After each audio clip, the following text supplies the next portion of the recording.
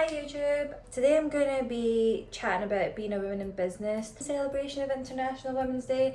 I don't know where I was that week or that day, but I just seem to have completely forgotten about it. I knew it was happening, I just don't know when. Maybe I was off social media. So I'm not too sure why I have left it this late, but I have. But I am going to talk about being a woman in business. Might be slightly controversial for some people because, you know, I don't want to use International Women's Day or being a woman in business to bitch about men, is what I'll say. So I'm going to give you my honest opinion and experience of how it has been being a woman in business. I'm not too sure if these two things go, but I'm going to be talking about it whilst I'm getting ready for dinner. So I'm hosting dinner for Joshua and his friend. So like I've spoken about in previous YouTube, it is Ramadan. I haven't been a practicing Muslim for the most of my life. I went to mosque as a kid because that was tradition for my family, but I haven't been a practicing Muslim, and I wouldn't say I am, but after, like I said, my granddad passing, it's like opened up some things, and I'm trying to just understand my relationship with God and what that is for me. But alas, I am going to be hosting a dinner in the house, so I'm just going to keep my skin very fresh. It is a Sunday and I hate wearing makeup on the weekend or on a Sunday, so I'm just going to keep it really simple. But I'm going to straighten my hair while talking to you about being a woman in business. Not too sure if the two things go, but that's how we're doing it. Let's get ready with me whilst I chat about being a woman in business. Also, can I just say I'm so buzzing about having 40 subscribers on YouTube. I keep saying to Josh, I'm like, oh my god, I've got like 39, and then today I was like, oh my god, Josh, I've got 40. I know it's like really small and it's really not impactful at all, and I'm not trying to do this for an impact. I just said to myself I want to stay consistent with it, and the fact I've got 40 people subscribing to me chatting shit about, I don't even know what I chat shit about, I'm very grateful. So, and I'm actually really buzzing. So I'm going to start off with when I started this business. I was 27, and when I started, for everyone that is maybe new or doesn't know me, I had no idea about business. I had never done business before. I didn't come from a background where like business was normal or had those mentors in my life. But being 27 and starting business was quite intimidating, number one. Walking into rooms of people was, I just felt really uncomfortable because I felt like I wasn't supposed to be there. So it took me a really long time to get comfortable, and I think it's actually maybe taken the best part of 4 years, but no, I really belong here. One of the first rooms I went into that was full of women. So this was part of like Business Gateway, which is in Scotland, that helps you get into business, build a network, build a community of different kinds of businesses. And this was a women in business event, weirdly enough. That was one of the first places I went. What I can say is that I actually felt really intimidated in a room full of women. I feel like naturally women have this idea that we're in competition with each other. I'm not sure why that is, whether that is like going back to like cavemen times or like whatever. But I do feel like there is always this level of competition. But then there's also really supportive women that know that we need to bring each other up. So my experience was being around women. I did feel like there was a sense of competitiveness amongst women, but I also had really supportive women. So one of my first mentors was actually a woman. I won't name her name, but she was at that event and she was talking about her business and how she started it and how much she sold it for, which was so inspiring because she seemed quite relatable. So she became somewhat of a mentor, and I used to reach out to her right at the beginning when I didn't have much of a network to ask for her support, and she was really supportive, and I'm really grateful for that. And even to this day, I don't really keep in touch with her that often, but she does like reach out to me, and I definitely reach out to her when I've got like a question or I think that she might be interested, and I always say thank you. So even after all these years, people that have helped me, I'll always be like, look, I'm doing this right now, I hope this makes you like proud.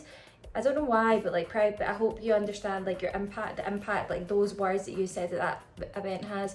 So I've got that kind of relationship with her, and she's really, really lovely. So she was like really supportive. So the point with this is being 27 and really young and being a woman, I think was just really difficult for me. I was also a person of colour, and I don't mean to, I hate bringing that in as like a token thing or like whatever, but I've always felt, and I don't know whether it is genuinely just in my head because I've experienced it when I was younger, but I always felt like I was treated differently. I wasn't like, you know, like welcomed into the crowds, or I wasn't always picked, if that makes sense. So I always have that kind of, not fear, not now so much, but I definitely did feel a bit intimidated, one, because I was 27, people really thought I was really young to be starting like a tech business, especially never coming from a corporate or like that kind of professional background before. That was used against me, and I also felt like, you know, being a person of colour, I felt like was kind of not used against me, that's not the right thing to say, but I feel like I was definitely perceived in a different way. And I also think people found it really confusing, me being this colour and also wearing like skirts and dresses and being very not what they were used to. And also people weren't used to like my Scottish accent. They just didn't think Pakistanis lived in Scotland. So I felt like, not that they're huge barriers, but I definitely felt like they were barriers, and it made me feel quite intimidated at the age of 27. Also, I didn't come from any privileged background, no money, no nothing. So that was also something I found really difficult. So what I'm trying to say with this point is, for me, initially I was intimidated mostly because of my age and the way people saw me, because I was young, because I had never done this before, and because I was, yeah, maybe a person of colour. That's how I felt. And I also want to say that being a woman, I don't feel like that's been what's caused any barriers for me, because I've had incredible men support me on my journey. One of my first mentors was someone that I reached out to and said, look, I know nothing about business, I want to learn how you become successful. And so it was one of my mum's friends, and I reached out to him. He had all these incredible businesses, he was doing really well for himself, nothing to do with like what I wanted to do. I think it was something like the bottles that are the plastic bottles that are made to sell drinks, and that he created them. But he gave me all these amazing books that I should read to become successful, or to get me thinking that way. So I guess what I want to say to that is that I've had equally just as many men support me in my business journey as I have had women, and I've actually had more women be much more bitchier, much more ruder, and put me down a lot more than I have had men. And that's been in my personal experiences, and this isn't trying to bring women down, but I just want to highlight that my experience has been maybe different to a lot of other women, but I've had a lot of support from both men and women. And for me, I don't think it's right when we go to these women business events to put down men. I have really great males in my life that have been incredibly supportive. Okay, so here's where I'm going to talk about where I find it really difficult as a woman.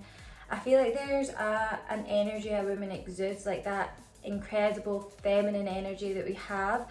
I think for me personally, in my opinion, each human has the feminine, masculine energy, and they can embody both. I definitely embody both of my energies, but my feminine energy, which is like bold, like curious and just like out there, I definitely use clothes as a way to express that. Sometimes I just want to be like, you know, feeling like quite like not sexual, not that's not the words, but you know, I want to embody my energy, which seems to be a little bit more sensual and sexual. But that's not saying I'm getting like my tits out or anything like that. What I do struggle with as a woman, and I think this is maybe quite a lot of women, is the going to the workplace. So I work in a co-working space, and sometimes I take meetings, and especially at the beginning I felt like I had to like cover up a lot more because I didn't want a man to see me a certain way. What I'm trying to say is I had a fear that a man would perceive me a certain way. Whether they did or not is on them,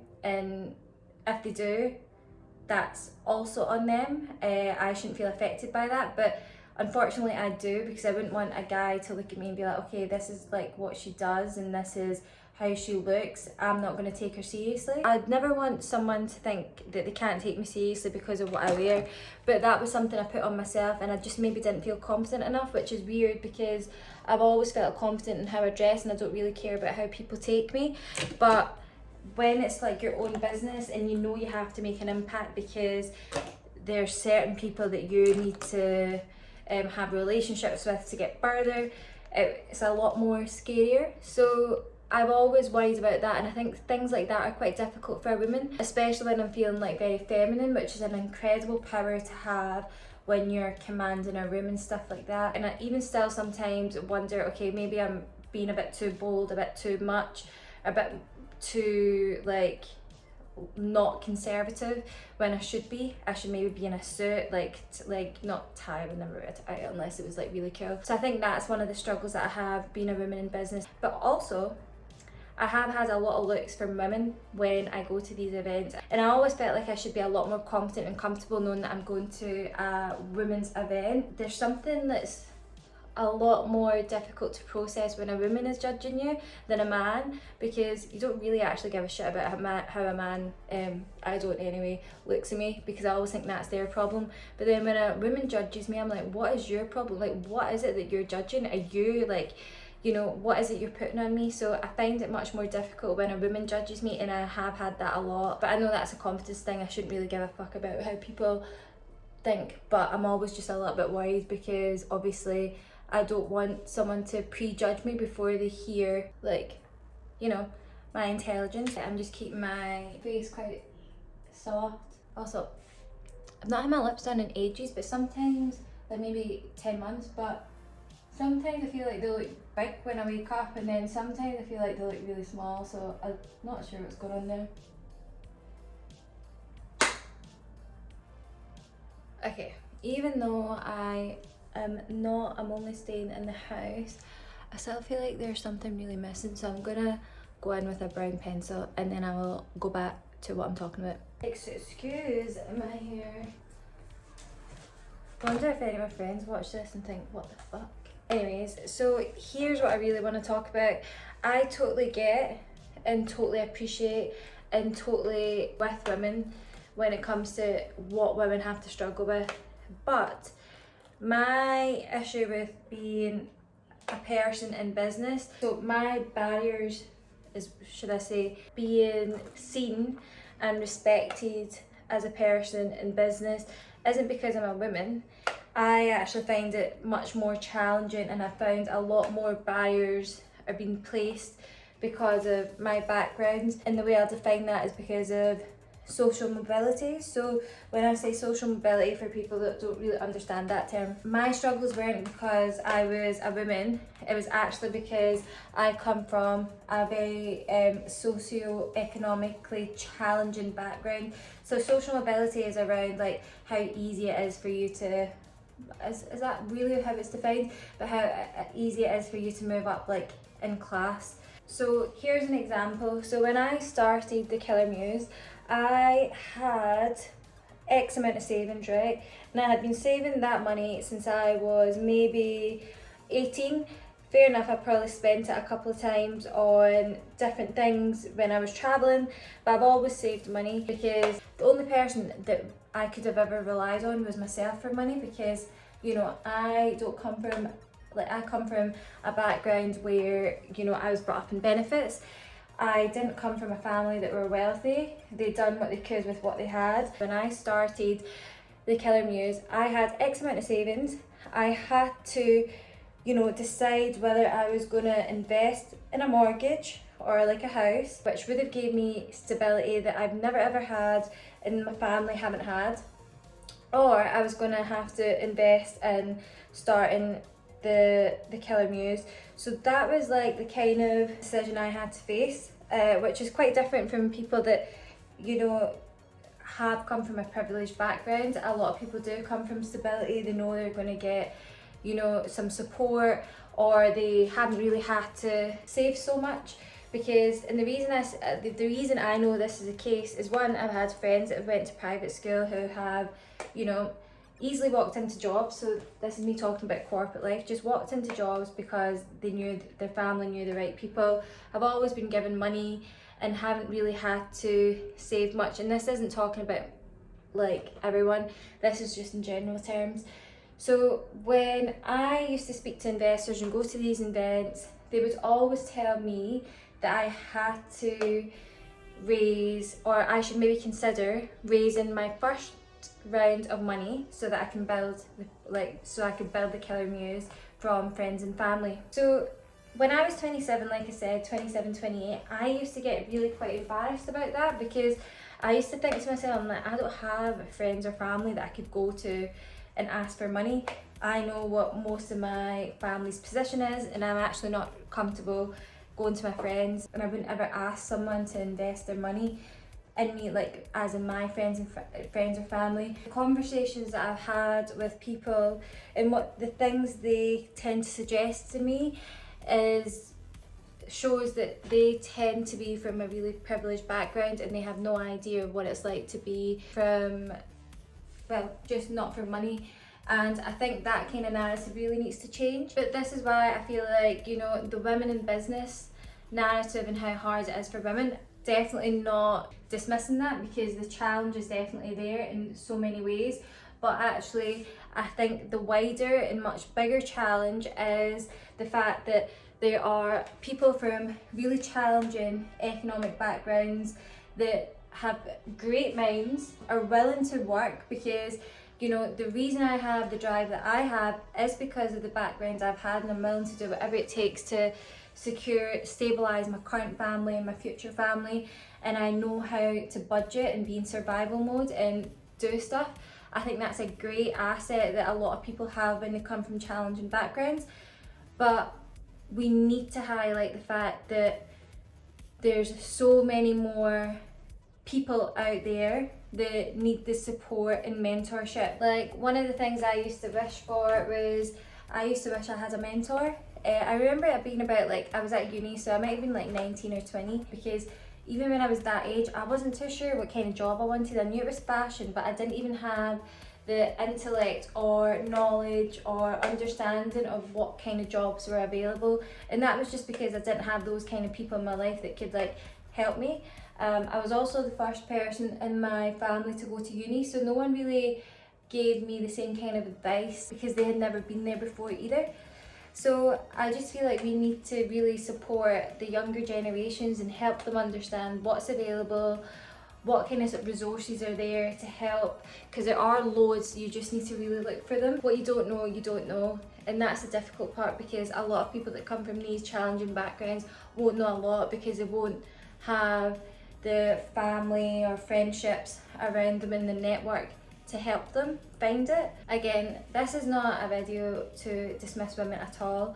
I appreciate the challenges women face, but again, I'm more passionate about highlighting the difficulties around social mobility and bringing people with similar backgrounds as me to the top, because I really do think if we gave those kind of people the right kind of tools, they would absolutely thrive. And I do think we need to work harder to help that and achieve more, because what I do find when I go to women in business events or when I hear women talk, most of them are privileged women, and they tend to talk about luxuries instead of necessities, and that's what they fight for. They fight a lot more around luxuries instead of necessities. So to conclude this video, I find it a lot more difficult being a person not coming from money than being a woman in business, and I do find it sometimes difficult to be a person of colour in business as well, because yeah, I guess that's another one. But I appreciate, like I said, what women go through and the challenges that we face, but my barriers have been more because of my background as opposed to the gender that I am. I know a lot of people face the same thing, because when I highlight these women in business panels, even though some of these women on these panels probably are not liking me because of it, so many people will come up to me towards the end and be like, I'm really glad that you were really honest, and I really resonate with that. So I do believe there's a lot more, like a lot of us out there that feel the same way. So if you're someone that is wanting to start a business and come from a similar background as me, it's your job to highlight this as well. Let's change the full narrative around it's just women that struggle in business, and actually there's a wider community that also struggles. But yeah, thank you for watching this YouTube. That is actually me ready for dinner, hosting dinner. I don't know what I'm going to change into, but this is what I am doing now. This is my hair and this is my makeup. So thank you.